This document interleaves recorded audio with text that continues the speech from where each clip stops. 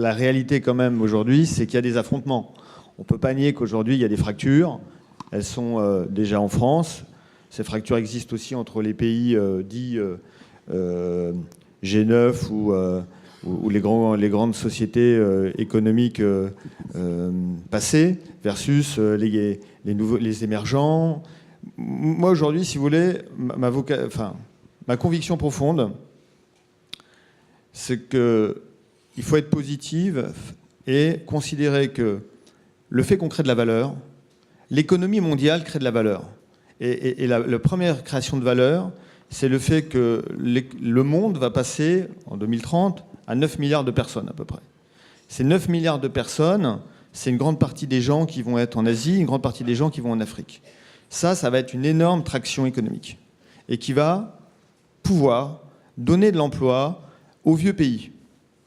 Ce qu'il faut en revanche, c'est que ces vieux pays s'adaptent.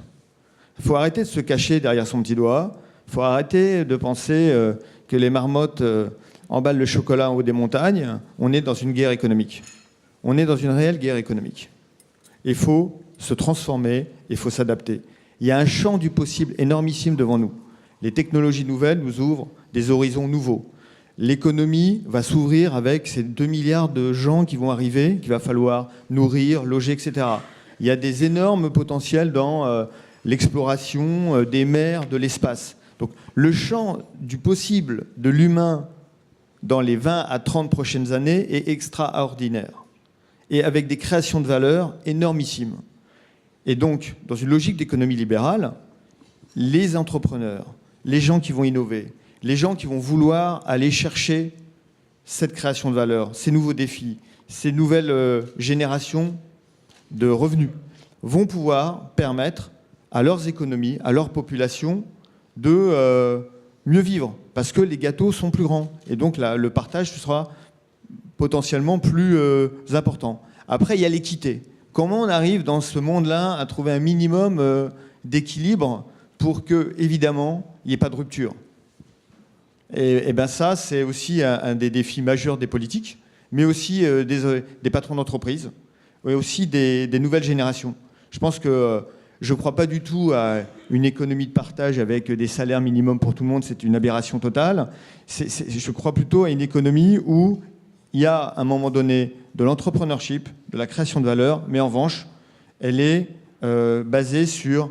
On partage les résultats sur la chaîne de valeur pour que tout le monde en profite. Et je crois qu'aujourd'hui, il ne faut pas abandonner au bord de la route les gens.